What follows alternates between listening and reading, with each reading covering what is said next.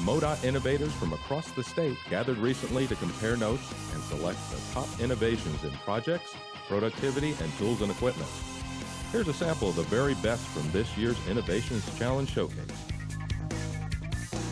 We have the hover trimmer here, and the main reason we purchased the hover trimmer was for safety. It cost about $225 to get started with it. Year before we purchased this, we spent a little over $6,300 in windshield claims just from the traditional line trimmer. We purchased this one. We haven't had a windshield claim since from weed eating.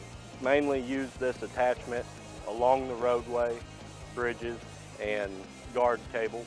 It's been a huge help for us. Productions went up, costs went down. They're easy to maintain. You can sharpen them with 3 different files. The blade is replaceable. You have the shield. It is made of plastic, a hard plastic. It's replaceable. You attach it. It takes about 15 minutes to put it on. You get your RPMs up, hold it full throttle, and it'll hover anywhere from roughly 3 to 6 inches from the ground. As long as you keep it throttled, with a weed eater of this kind, you can actually go one-handed and just swing it back and forth. It takes the effort out of weed eating. The bottom line for it is it's safer for the operator, the customer. We'll be right back.